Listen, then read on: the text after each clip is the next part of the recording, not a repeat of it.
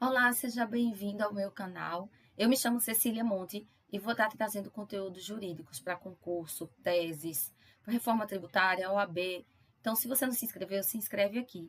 Vai assistindo os vídeos que mais te interessam, que vai te ajudar nesse momento, ok? Hoje eu vou falar sobre a segunda fase de Direito Tributário do Exame Nacional da OAB Unificado 41, tá? Então, vamos à questão. Primeiro eu vou trazer a peça profissional e na próxima aula eu vou estar trazendo as questões para não ficar tão longo, tá?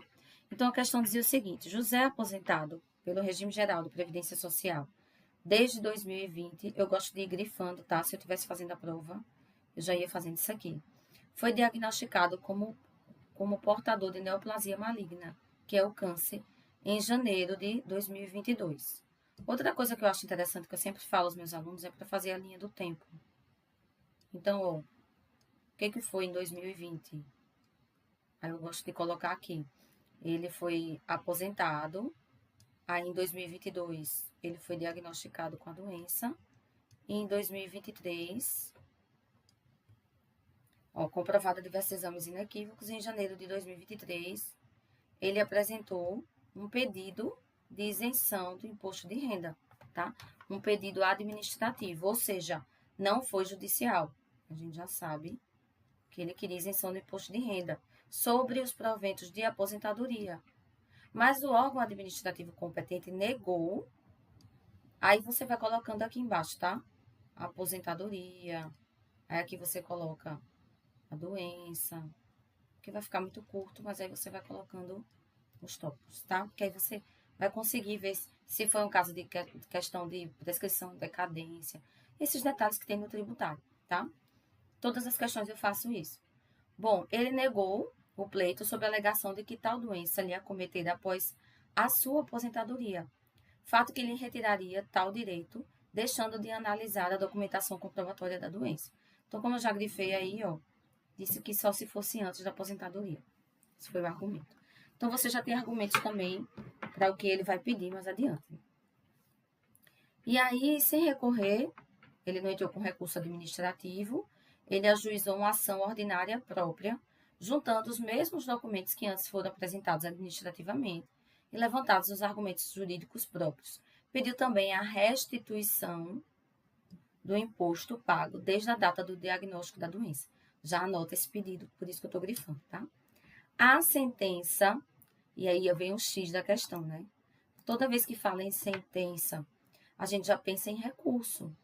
E o recurso que vem da sentença, e ele fala que foi na Vara Única Federal, que é imposto de renda, né? A gente já pensa em quê? Apelação, não é isso? Então, meu aluno já sabe aqui, até então, apelação. Mas vamos ver se na sequência ele não já apelou e teve outra situação, entendeu? Ou poderia ser embargo de declaração se a questão levar a isso. Mas vocês vão ver o caminho que ela vai tomar. Então, ele já deu o endereçamento aqui, ó, da Vara Única Federal da Subseção Judiciária do município Alfa, Seção Judiciária do Estado Beta. Foi improcedente. Se for improcedente, ó, já caberia apelação. E baseou-se em 3 fundamentos. E ele já dá os fundamentos jurídicos para você. Ajuda bastante isso, tá? Quando ele traz isso na questão. Que havia falta de interesse de agir, pois só teria direito de ajuizar a ação após esgotados os pedidos na via administrativa. Será que isso procede? Que a doença lhe acometera após a sua aposentadoria. Fato superveniente é o que vem depois, tá? Né? E que lhe retiraria o direito à isenção tributária. Será que... Né? E, embora estivesse fartamente comprovada a doença, não teria apresentado laudo médico oficial de serviço público, não podendo aceitar-se apenas exames de laudo médico particular, não apenas exames em um laudo de médico particular. Diante desse cenário, como advogado de José, que não é beneficiário da gratuidade da justiça, isso significa que, se você vai entrar com a apelação, você tem que recolher as custas, o preparo, tem que colocar um tópico falando do preparo, tá? E sabendo que já se passaram 7 dias úteis da intimação da sentença. Se passados 7 dias úteis, não cabe mais embargo de declaração, que o prazo é de 5 dias. Então, elabore a peça processual cabível para impugnar a decisão. A peça deve abranger todos os fundamentos. Deixa eu eu tirei sem querer. Todos os fundamentos de direito que possam ser utilizados para dar respaldo à pretensão. A simples menção ou transcrição de dispositivo legal não confere pontuação. Já vi gente que só colocava o artigo e perdeu, tá? Mesmo que copie, você tem que fundamentar.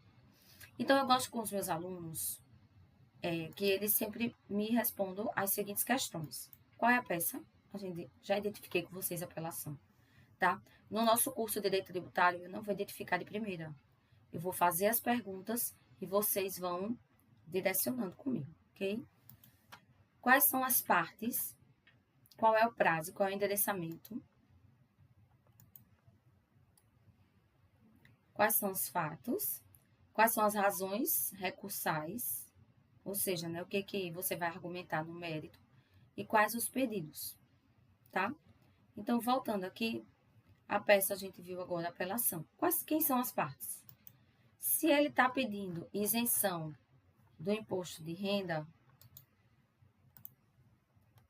ele fala aqui, isenção do imposto de renda só pode ser pedido em relação à União, que é competente para instituir o imposto. Não é isso? E o autor é José. A única coisa que você sabe de José é que ele é aposentado, então você não vai inventar CPF, nada disso, tá certo? Então, as partes, José e a União. Qual é o prazo? Qual é o prazo para apelação? 15 dias úteis, né? Tá lá no CPC. Vou botar aqui todos os artigos para a gente identificar, tá? Qual é o endereçamento? Então, na apelação nós temos as folhas, a folha de interposição e as razões. Na folha de interposição, o endereçamento ele já dá aqui, ó. Vai para o juiz que julgou, para a vara que foi julgada, e das razões sobre para o tribunal, tá? Vamos destrinchar toda a peça. Quais são os fatos? Você vai resumir o que aconteceu. As razões é o mérito, qual é o fundamento jurídico que eu vou usar e quais são os pedidos. Beleza? Então, vamos para o que interessa. A peça a gente sabe que é a apelação. E aí, eu peguei exatamente o gabarito da prova, tá? Para que vocês não tenham dúvida. Botei as palavras deles com a parte doutrinária, então está bem fundamentado aqui para vocês entenderem. O que eles disseram no gabarito? O examinando deverá elaborar a peça de apelação. E aí, ao final, segura que eu vou fazer toda a petição com vocês, tá bom? Com o objetivo de ver reformada a sentença que julgou improcedente o pedido de José, de reconhecimento de direito à isenção do imposto de renda, por ser portador de neoplasia maligna, que é o câncer. E outra, nos pedidos, você vai lembrar de pedir também o dinheiro que já foi pago de restituição até 5 anos para trás, né? Que é o prazo que pode. Não caberia embargos de declaração disso, porque já se passaram mais de 7 dias úteis, então já passou o prazo, ok? Então, não há dúvidas de que seria uma apelação. O cabimento, eles justificaram no gabarito oficial, aqui no artigo 1009, que é o artigo da apelação. E aí, se você não sabe marcar o vade-mecum para a prova, tem um vídeo aqui que ensina você a marcar, para ficar mais fácil de achar na hora da prova, fundamento do cabimento da peça. E eles também colocaram o artigo 1013, parágrafo 5º, que fala de outra hipótese de cabimento. Então, coloca as duas, tá certo? O que eu aconselho? Dá uma lida nesses artigos. No nosso curso, a gente tem aula só sobre apelação.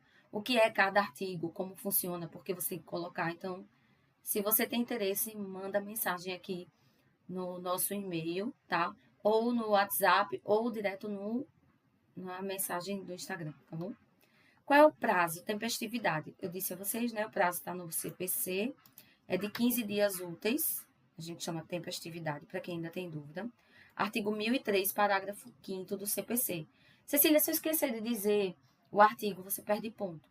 E também, se citar só o artigo, não funciona. Você tem que dizer bem bonitinho e eu vou mostrar como, tá? Também se deve indicar o recolhimento do preparo recursal, que são as custas, porque ele disse que ele não tem justiça gratuita. Ele dá tudo na questão. Então, você vai identificando ponto a ponto, tá? Qual é o endereçamento? Como eu falei, você vai fazer a folha de interposição para o juízo de primeiro grau, que foi a que ele deu, excelentíssimo juízo da vara única, copia. As razões, vocês vão para o tribunal. Então, excelentíssimo doutor, desembargador, relator da apelação no Tribunal Regional Federal da região. Como é que eu vou saber? No nosso curso, a gente dá as fórmulas para você identificar o endereçamento. Mas veja, uma dica. Vara Única Federal. Se é uma vara da Justiça Federal, você vai endereçar para o TRF, que é o tribunal, né, acima da primeira instância, segunda instância, que é o Tribunal Regional Federal, e aí você deixa o espacinho, porque ele não disse a região, tá bem? Quais são as partes? A gente já sabe, José e a União, né? Quem cobra e quem paga.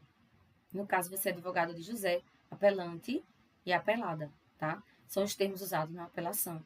Você vai pegando, fazendo muitas questões também, que é muito importante, certo? Quais são os fatos? Você vai lá sintetizar, e eu fiz isso já aqui também no modelo para vocês. Bom, as razões. Aí a folha que você vai endereçar para o tribunal e você vai preliminarmente, né? E aqui eu copiei o artigo do CPC. O que ele diz? As questões resolvidas na fase de conhecimento. Se a decisão a respeito não comporta agravo de instrumento, né? E não são cobertas pela preclusão, devem ser suscitadas em preliminar de apelação. Eventualmente, ela vai ser interposta contra a decisão final nas contas das razões. Então, não é o caso de agravo de instrumento, porque a gente já tem uma sentença, tá? Agravo de instrumento é decisão interlocutória. E aí, a gente já pode, em sede de preliminar, falar de quê? Primeiro, falta de interesse de agir. Preliminarmente, você já vai levar que falta interesse de agir. Só poderia... Cecília, eu tenho dúvidas. A gente vai ter uma aula só sobre apelação. Eu vou trazer aqui para o YouTube uma aula. Já tem uma de mandado de segurança, inclusive, para você dar uma olhada. A gente fala a teoria e depois fala a prática. Teoria e prática. E aí não tem erro, certo? Então, vamos lá. Havia falta de interesse de agir, pois só teria direito de ajuizar a ação após esgotados os pedidos na via administrativa. Esse foi o fundamento que eles deram na questão para negar o pedido. E aí, como é que você argumentar? Preliminarmente, a presença, isso é do gabarito oficial, tá? Do interesse de agir do cidadão, não por quê? Ele tem interesse de agir porque ele não necessita esgotar a via administrativa. O que é esgotar? Ele entrou em primeira instância, ia ter que ir para a segunda administrativa até ter o final, que ele não pudesse mais subir na instância administrativa para poder ir para o judiciário? Não, tá? Em razão da cláusula da inafastabilidade da jurisdição. Artigo 5º, inciso 35 da Constituição. Como é que eu vou saber isso? Treino. No nosso curso, a gente traz todas as teses possíveis para você acertar essa questão. No mesmo sentido, também uma dica, estude os temas de repercussão geral. O que diz aqui? A concessão de benefício previdenciário depende de requerimento do interessado, não se caracterizando a ameaça ou lesão a direito antes de sua apreciação e indeferimento pelo INSS, ou se excedido o prazo legal para sua análise. Então, o que ele diz aqui? Prévio requerimento é necessário, mas não se confunde com exaurimento, esgotamento. O que é isso? Depende de requerimento. Ok. Requereu, negou, pode ir para o judiciário. Ele não precisa ficar recorrendo administrativamente. Ele já pode ir para o judiciário, entendeu? Era isso que dizia a questão aí no tema de repercussão geral. Então, o primeiro argumento é esse e a gente vai colocar na peça. Segura aí que eu estou chegando. Segundo argumento, ainda aqui. O fato de a doença ela foi superveniente, ou seja, foi após a aposentadoria, né? Não tira o direito à isenção tributária, que foi o argumento que eles deram. Isso é a súmula 627 do STJ. Uma dica para você achar a súmula. Você vai diretamente no assunto da lei, tá? Então, quem estudou comigo, e engraçado que a gente viu isso na véspera da prova, né? Nessa prova aí, Lei 7713 de 88. Falou imposto de renda, você vai para a Constituição, CTN e a Lei 7713. Lá você já vê as súmulas. No próprio CTN, ele já indica embaixo quais são as súmulas, embaixo dos artigos de imposto de renda, tá? Inclusive a lei, ele traz tudo certinho. Então, deu um branco na hora da prova, abre o CTN, vê onde tem o imposto e vê embaixo, tem uma letrinha mais clarinha que tem lá, vide lei tal, súmula tal. Então, você já vai ter conhecimento, porque você já vai ter estudado.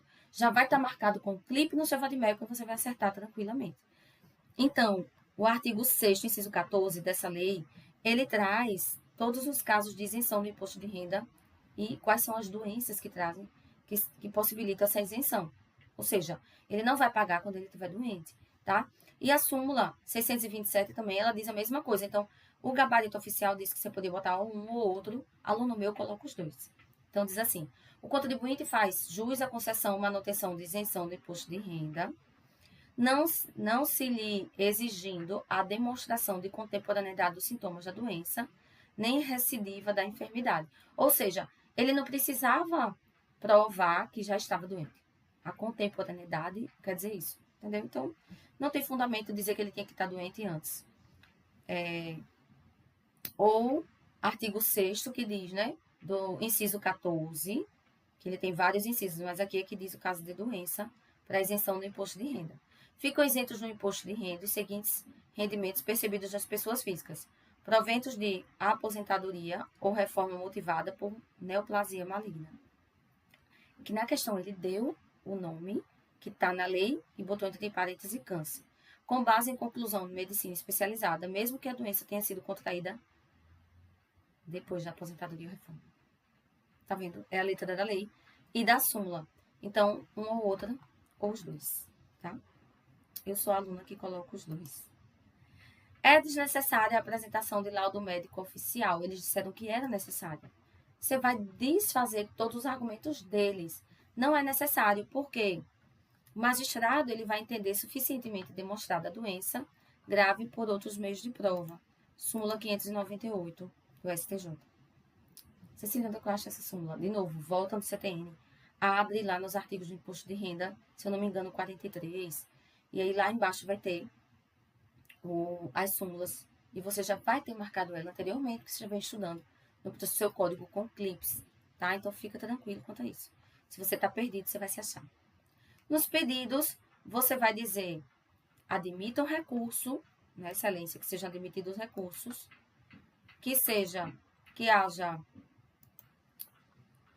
provimento do recurso, admita, acolha, e depois dê provimento para a reforma integral da decisão.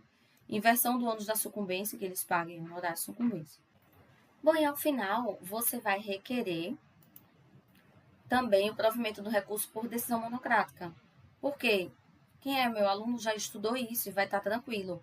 Decisão monocrática do relator, de acordo com o artigo 932, inciso 5, alíneas A e B do CPC, se a sentença viola súmulas e também recursos repetitivos, né, tema de repercussão geral, ele pode ter uma decisão monocrática do relator, tá? Então, esse aqui já é tranquilo, você já vai ter o modelo, tudo certinho. Por fim, deve respeitar as normas de fechamento de peça. Nesses termos, pede deferimento ao advogado / OAB, ok? Vamos ao que interessa, é data local, também é importante. Então, vamos fazer a peça toda agora, montar. Excelentíssimo juízo, primeiro, a folha de interposição, ela vai para o juízo de primeira instância que deu a sentença. Lá na questão ele diz, foi a vara única federal, ele colocou isso aqui para você, ó, judiciária, Você só vai colocar, excelentíssimo juízo de primeiro grau da vara única, copia o que ele deu lá. Federal, da subseção judiciária do município Alfa, da seção judiciária do estado Beta. Tranquilo. Lembre-se, na apelação, a folha de interposição, ela é para o juiz que deu a sentença, tá certo? Aqui. Processo número é sempre bom você colocar isso. Não tem número, você coloca para botar o número original, ok? José, nacionalidade, aí você não tem os dados dele, você só sabe. A única coisa que você sabe dele é que ele é aposentado. O resto você coloca o prático. Portador do documento de identidade, inscrito no CPF, residente domiciliado no endereço, endereço eletrônico que é o e-mail. Vem por meio de seu advogado com AB, com número tal, não inventa, tá? Pelo amor de Deus. Com endereço na rua, bairro, município, CEP, que essa subscreve, instrumento de mandato incluso, respeitosamente a presença de Vossa Excelência, com fundamentos no artigo 1009, 1013, parágrafo 5º do CPC. Cecília, eu não vou lembrar se o seu código está marcado. Você já sabe. Os fundamentos de peça a gente coloca em cima, vê na aula, como eu falei, de marcação de código, tá? De Vadimeco. E aí você vai ver lá no CPC 1009, apelação 1013, tranquilo. Certo? A apelação. Esses todos os artigos são do gabarito oficial. Então, eu montei a peça de acordo com o gabarito oficial, tá? Para vocês não terem dúvida nenhuma. Veio interpor a apelação. Cecília, bota a apelação assim? Bota sim, tá? Para ficar bem organizadozinho sua peça, ok? Apresentando o seu inconformismo em face da respeitável sentença. Isso é um modelinho básico que você vai ter no nosso curso. As folhas número assim vem dela. Apelar para o egrégio Tribunal Regional Federal da tracinho região, você não sabe qual é, juntando as razões de apelação anexa. Então, essa folha de interposição, certo?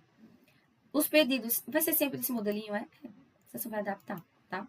Seja conhecida e recebida a apelação, visto a sua tempestividade e pertinência, porque está no prazo.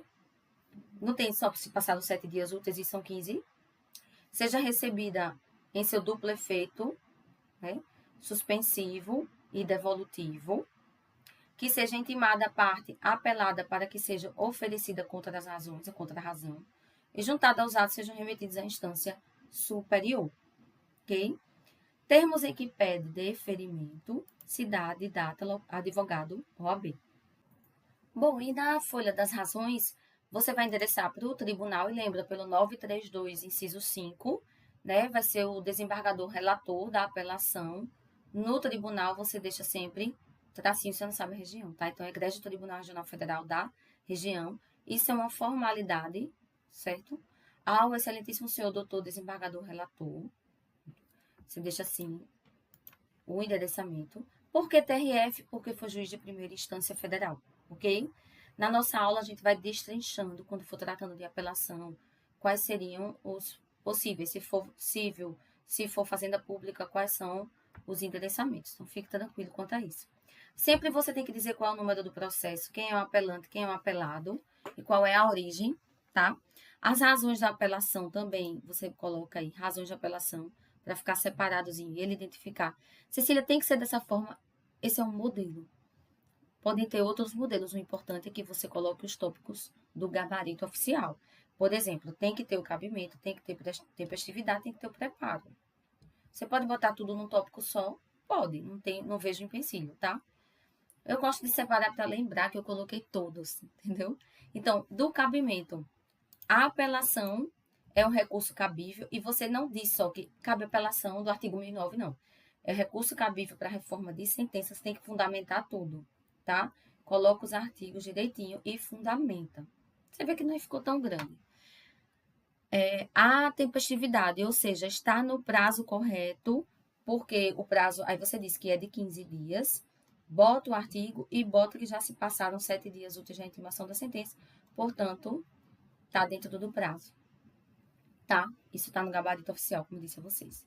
Do preparo, ele disse que não cabe justiça gratuita. E onde é que está isso? No artigo 1007 diz que tem que ter o preparo, que é o recolhimento das custas. Você diz que foi recolhido e que tem comprovante anexo e que ele não teve direito à justiça gratuita. Beleza? Tranquilo. Isso quem é meu aluno já sabe. Dos fatos, para não perder tempo, eu resumi os fatos. Copiei e colei, gente, aqui. Você vai escrever, obviamente. Mas eu botei bem resumido, inclusive os argumentos, tá? Ele fez o pedido de aposentadoria, administrativamente foi negado. E aí eu botei os argumentos aqui de forma resumida. E, ó, o apelante teve seu pedido julgado improcedente sobre esses argumentos aqui. E pronto, resumido mesmo, tá? Para dizer que você sabe fazer. E aí vem as preliminares do mérito, é o que tem que vir primeiro. Por quê? Porque ele disse lá que falta interesse de agir. Então, pelo artigo 1009, parágrafo 1º, e quem estuda apelação comigo já sabe que tem que fundamentar isso, está no gabarito oficial. Então, você vai dizer que as questões resolvidas na fase de conhecimento, né, elas têm que ser resolvidas. Primeiro, não comportaria agravo de instrumento, porque não foi uma decisão interlocutória, foi uma sentença. Não tem preclusão, elas têm que ser suscitadas em preliminar, que é falta de interesse de agir, porque ele não precisava esgotar as vias administrativas, ou seja, ele não precisava recorrer até o fim.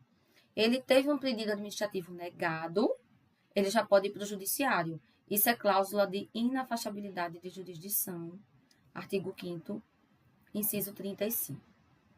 Isso a gente vê no nosso curso como uma das teses, então você não teria dificuldade, tá certo? Então, temas de repercussão geral, nós estudamos. Os temas de repercussão geral não podem faltar no seu estudo, tá? Anota, vai no site do STF, vai no site do STJ, pega os recursos repetitivos, estuda. Cecília, no nosso curso a gente já dá pronto para você, tá? Temas de repercussão geral do STF. Ele diz o seguinte, esse tema, a gente viu agora acima. A concessão de benefícios previdenciários depende que é aposentadoria, certo? De requerimento do interessado. Ok. Não se caracteriza ameaça ou lesão ao direito antes de sua apreciação em indeferimento pelo INSS, ou se excedido o prazo para sua análise. E é bem de ver, no entanto, que a exigência de prévio requerimento não se confunde com o exaurimento das vias administrativas.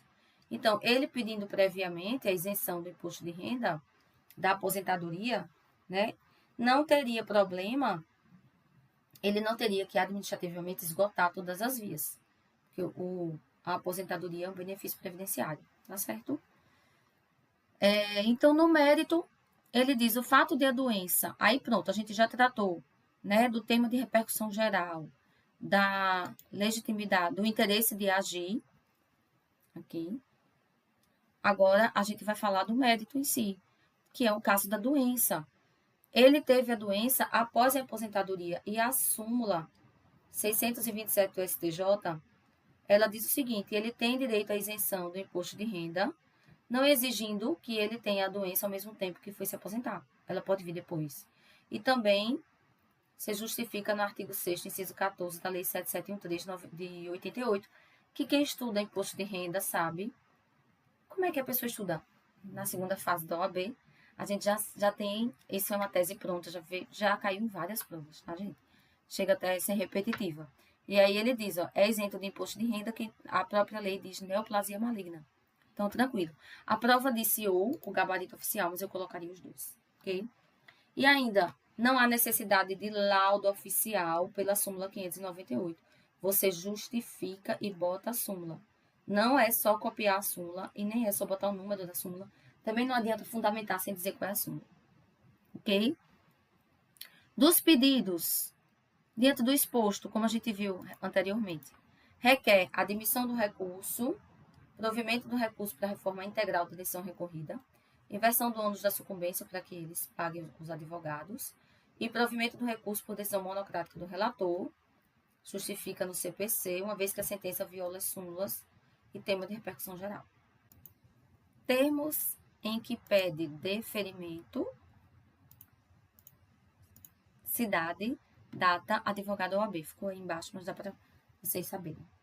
Tá bom? Então, era isso, esse modelinho básico.